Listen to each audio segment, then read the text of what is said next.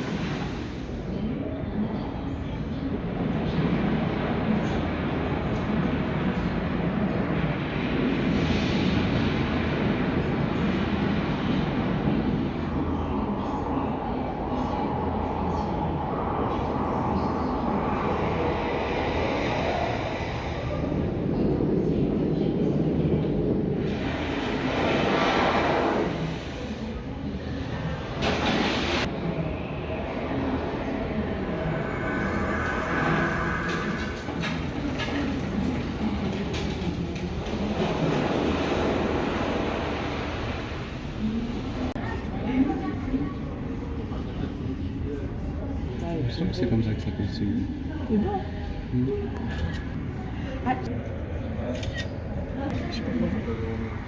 வரும் இல்லை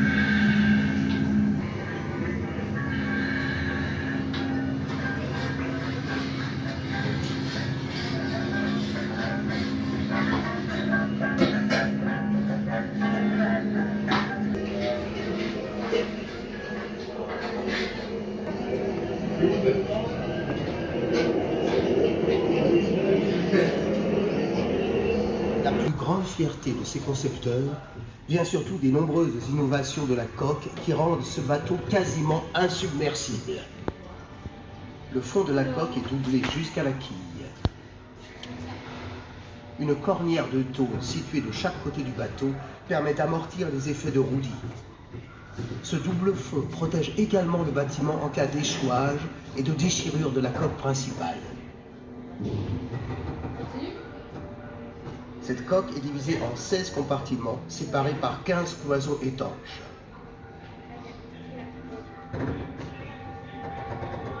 Si l'un des compartiments est touché, les portes de ces cloisons sont fermées depuis la passerelle à l'aide d'une commande électrique. En cas d'entrée d'eau massive, les portes peuvent être fermées manuellement ou automatiquement grâce à des flotteurs de sécurité. Un système de 8 pompes capable d'évacuer jusqu'à 250 tonnes d'eau à l'heure chacune vient ajouter à la sécurité générale de la coque. Cette coque est constituée de plaques d'acier fixées les unes aux autres par 3 millions de rivets. Et pour réussir cette prouesse technique, les chantiers Harland & Wolff ont eu du mal à réunir la main-d'œuvre nécessaire. Afin de gagner du temps, 2 procédés de rivetage coexistent. Des riveuses hydrauliques posent des rivets d'acier sur l'essentiel de la coque, tandis que la proue et la poupe bénéficient toujours de l'habituelle pose manuelle de rivets en fer forgé plus malléables.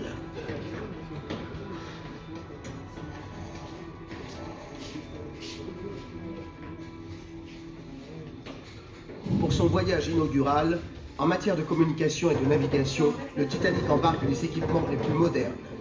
Un réseau téléphonique indépendant permet à l'équipage de communiquer rapidement pour les besoins exclusifs de la navigation.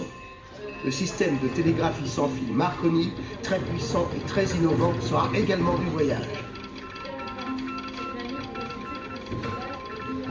Le 24 mars 1912, le Titanic est immatriculé au registre des navires de commerce.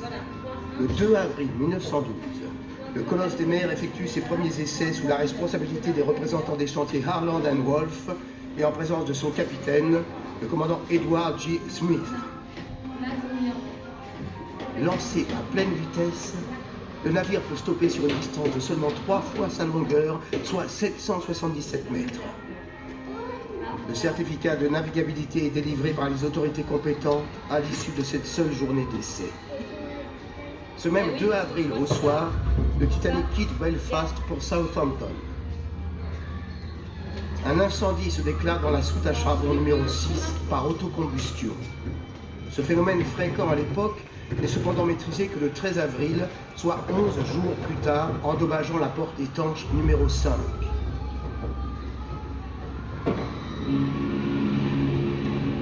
Le 10 avril 1912, à 12h15, par un temps superbe, le géant d'acier quitte le port de Southampton. Après 2 escales à Cherbourg et Queenstown, le transatlantique entame véritablement sa traversée vers New York avec 2201 personnes à son bord. Les 3 premiers jours sont paisibles. 24 chaudières sur les 29 sont allumées et la vitesse de croisière est d'environ 20 nœuds.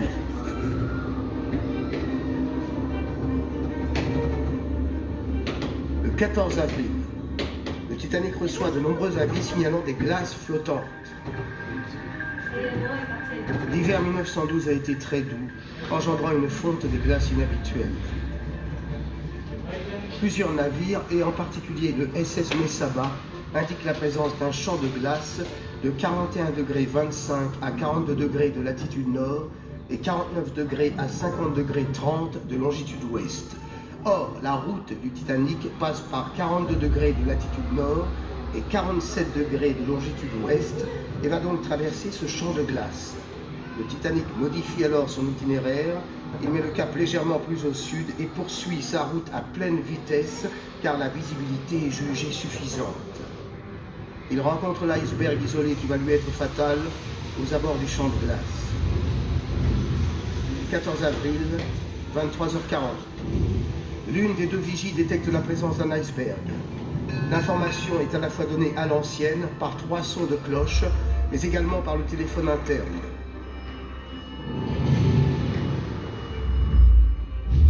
Selon de fortes probabilités, l'iceberg provient de la fonte d'un glacier de la côte ouest du Groenland.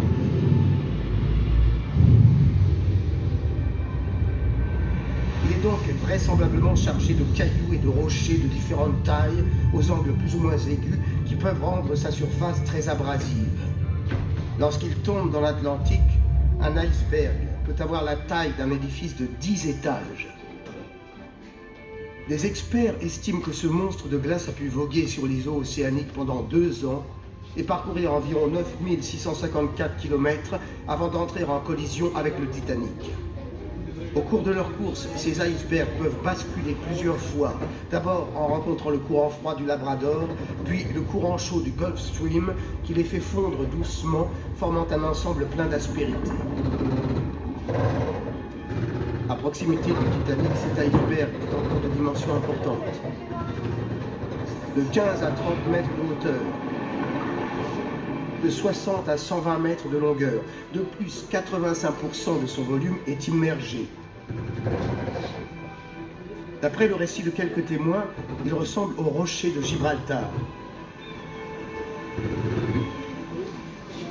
Lorsque l'iceberg est signalé, le bateau vire de 21 degrés sur la gauche afin d'éviter une collision frontale. À cet instant, le Titanic est à 41 degrés 43 de latitude nord et 49 degrés 56 ouest, soit à environ 750 km au sud-est de Terre-Neuve. 42 secondes après le signalement de l'iceberg, c'est le choc.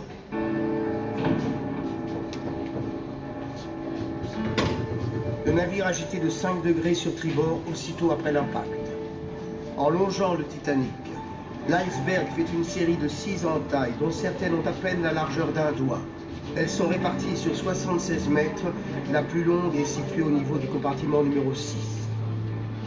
Les rivets manuels ont instantanément sauté, créant de grosses brèches. Le naufrage est dû à une accumulation de facteurs. La vitesse du Titanic est trop élevée dans une zone d'iceberg. La coque du navire présente des défauts de structure. Les cloisons étanches permettent d'isoler les compartiments les uns des autres. Cependant, pour être véritablement étanches, il aurait fallu que les compartiments se prolongent verticalement jusqu'au pont C. Or, ils n'atteignent que le pont E, afin de ne pas gêner la circulation des passagers et de l'équipage. Avec 4 compartiments endommagés, le Titanic aurait pu flotter. 5 compartiments ont été touchés. Dès qu'un compartiment était plein, l'eau se déversait dans le suivant. N'oublions pas que l'incendie d'une soute à charbon en début de traversée a affaibli la structure de la cloison numéro 5, fragilisant sa résistance au choc. Le Titanic serait également entré en contact par le fond de la coque avec la partie immergée de l'iceberg. Le double fond conçu pour protéger la coque d'un éventuel échouage n'aurait dans ce cas pas résisté à des lames de glace plus acérées. Mais saura-t-on un jour la vérité? À 2 heures, la plage avant disparaît sous l'eau. À 2h17, la proue du Titanic s'enfonce dans les flots, la première cheminée s'effondre. Il est probable que le navire se soit alors brisé en 2 parties. À 2h20, la partie arrière du Titanic se dresse verticalement vers le ciel, se maintient dans cette position quelques instants. Elle se remplit d'eau et finit par couler à son tour. 2h40 après avoir heurté l'iceberg, le Titanic sombre définitivement. Aujourd'hui, le Titanic repose par plus de 3800 mètres de fond, position 41 degrés 43 minutes 57 secondes nord, 49 degrés 56 minutes 49 secondes ouest.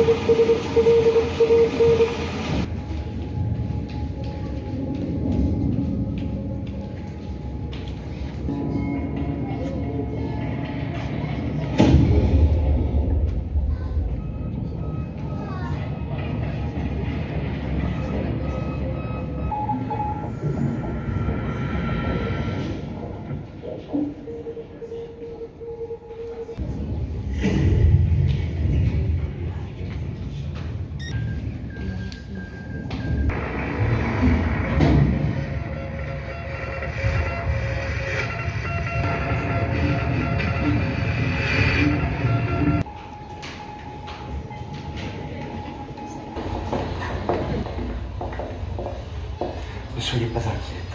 Tout ceci n'est qu'une plaisanterie. Je ne sais pas. Vous frissonnez. Pas de colère.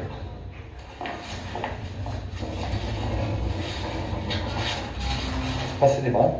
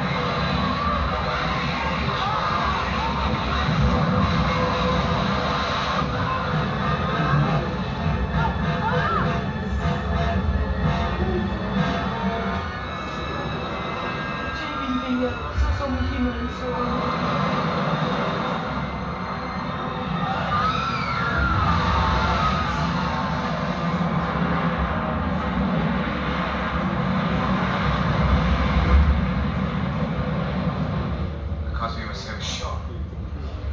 Because even though it's happened, it's still unbelievable. I don't think I'll ever feel sure again. About anything. Position. Water in the forepeak. Numbers 1 and 2 holds. The mail room. Boiler room 6 and 5. That means a gash 300 foot long. From there to there. Well, what's the answer? He's going to sink there.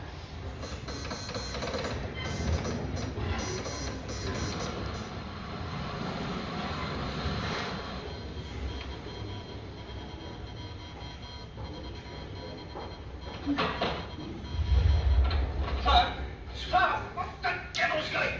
Haven't you laid a knot before you come in here? The distress girl, sir, from the Titanic. She's thinking. I'm sorry, sir.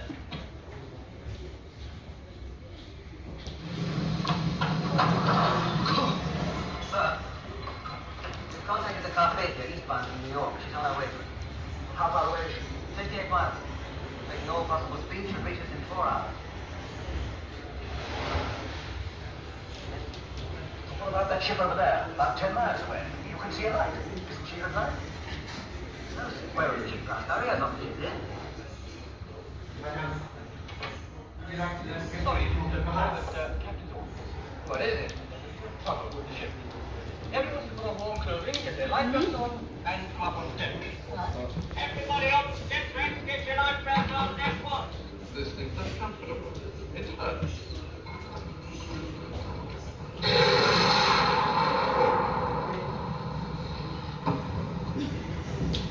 What side boats all swung out? Shall I fill them? Yes. Put the women and children in. All right. 1, 2.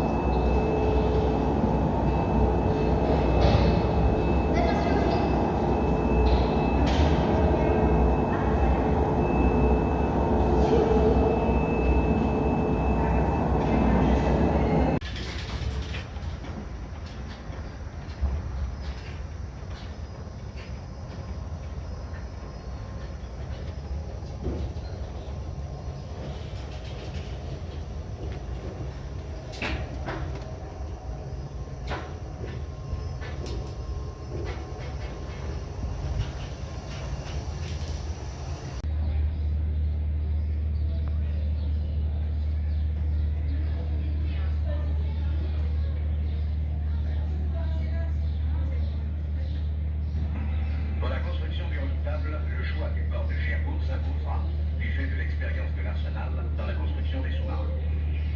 Il faudra y consacrer plus de 15 millions d'heures, installer plus de 15 000 appareils, poser 200 km de câbles.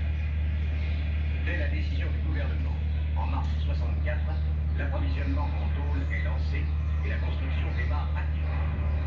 Parallèlement, le bureau d'études de Cherbourg élabore chacun des 6 000 plans de construction qui, mis bout à bout, représenteraient plus de 15 km. Les gros ensembles à embarquer arrivent dans la cale de lancement. Ainsi, la cube du réacteur réalisée par l'établissement des constructions et armes navales d'André. Les gros ensembles de l'appareil propulsif, le moteur électrique, le groupe des turbines et du réducteur, fournis également par l'établissement d'André, sont à leur tour introduits dans la coque. Celle-ci sera définitivement fermée en soudant le dernier tronçon.